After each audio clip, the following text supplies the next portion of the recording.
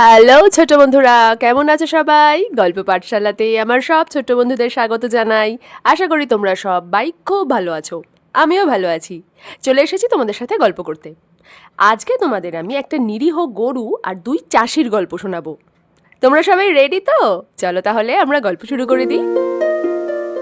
অনেক আগে এক গ্রামে এক চাষির এক গরু ছিল। চাষিটা তার ক্ষেতে চাষাবাদ করত আর তার গরুটা রোজ অনেক দুধ দিত।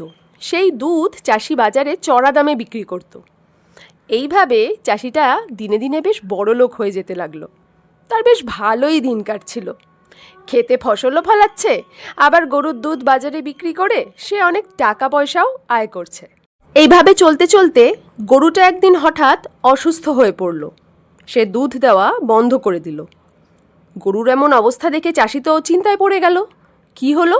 ভালোই তো গরুটা দুধ দিচ্ছিল, এবার কি হবে তাহলে? গরুর অবস্থা দেখে চাষি মনে মনে ভাবল, এই গরু মনে হয় আর কোনোদিনও সুস্থ হবে না। তাহলে এই গরুটাকে বাড়িতে বসিয়ে বসিয়ে খাইয়ে দাইয়ে টাকা পয়সা খরচ করে কী লাভ?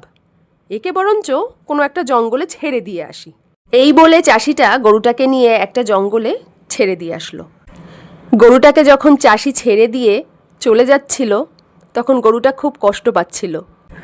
সে তো তার মালিককে খুব ভালোবাসে। বেচারা গরুটা এখন অসুস্থ হয়েছে বলে মালিক যে তাকে এমনভাবে গভীর জঙ্গলে ছেড়ে দিয়ে চলে যাবে, সেটা গরুটা কখনোই ভাবতে পারেনি। নিরীহ গরুটা বারবার জঙ্গল থেকে পথ খুঁজে খুঁজে তার মালিকের বাড়ি চলে যেত, আর তার মালিক তাকে লাঠি দিয়ে পিটিয়ে আবার তাড়িয়ে দিত। গরুটার শরীরটাও খারাপ, তার মধ্যে তার প্রিয় মালিক তাকে কেন যে এরকম করে বারবার তাড়িয়ে দিচ্ছে সে কিছুতেই বুঝতে পারছে না। সে খুব কষ্টেই দিন কাটাচ্ছিল আর চারিদিকে ঘুরে বেড়াচ্ছিল। একদিনকে গ্রামের অন্য একটা চাষি গরুটাকে দেখতে পেল। চাষি গরুটাকে দেখেই বুঝতে পারলো যে গরুটার শরীর খারাপ আর কারুর পোষা, সে হয়তো ওকে মেরে পিটিয়ে তাড়িয়ে দিয়েছে। গরুটাকে দেখেই চাষির মায়া হলো। সে গরুটাকে নিজের বাড়িতে নিয়ে এলো। তারপর তাকে খেতে দিল, ওষুধ দিল। এই চাষি গরুটার নিয়মিত যত্ন নিতে থাকলো। গরুটা ধীরে ধীরে সুস্থ হয়ে উঠল। সে একটা বাছুরের জন্ম দিল আর আবার দুধ দিতে শুরু করলো।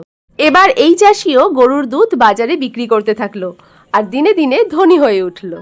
তাদের বেশ ভালোই দিন কাটতে লাগলো। এই খবরটা আগের যে বদমাইশ চাষি ছিল, যে গরুটাকে তাড়িয়ে দিয়েছিল, তার কানে গেল। চাষির মনে হিংসে হলো। সে ভাবলো, ওটা তো আমার গরু, আমার গরুর দুধ বিক্রি করে ও কেন বড়লোক হবে? ওই গরুকে এবার আমি ফিরিয়ে আনবো। এই বলে প্রথম চাষি দ্বিতীয় চাষির বাড়িতে গেল আর বলল, এই গরু আমার, আমাকে এই গরু ফিরিয়ে দাও। আমি ওকে ছোট থেকে বড় করেছি, তাই ওর উপর শুধুমাত্র আমার অধিকার আছে। এই কথা শুনে দ্বিতীয় চাষি তো ভীষণ রেগে গেল। সে বলল, ছোট থেকে বড় করেছো আর তারপর যখন সে অসুস্থ হলো তাকে তুমি মেরে পিটিয়ে তাড়িয়ে দিলে, আর এখন যখন আমি ওকে বাড়িতে নিয়ে এসে সুস্থ করেছি, এখন তোমার মনে পড়েছে যে ওটা তোমার গরু, এখন তাকে ফিরিয়ে নিতে এসেছো? না, কখনোই না। আমি ওকে রাস্তা থেকে তুলে এনেছি, আমি ওকে সুস্থ করেছি, ও এখন আমার গরু, ওর উপর এখন আমার অধিকার আছে শুধু। বলে ওদের মধ্যে খুব ঝগড়া হতে থাকলো। তারপর তারা ঠিক করলো যে গ্রাম পঞ্চায়েতের কাছে যাবে, সেখানে গিয়ে সমস্ত সমস্যা বলবে, তারা যেটা বলবে সেটাই মেনে নেওয়া হবে। গ্রাম পঞ্চায়েত তাদের সমস্ত সমস্যা শুনলো, শুনে বলল যে হিসেব মতন তোমাদের দুজনেরই অধিকার আছে এই গরুর উপর, কিন্তু সেটা তো সম্ভব নয়। তাহলে বরং গরুকেই ঠিক করতে দাও যে ও কার সাথে থাকতে চায়।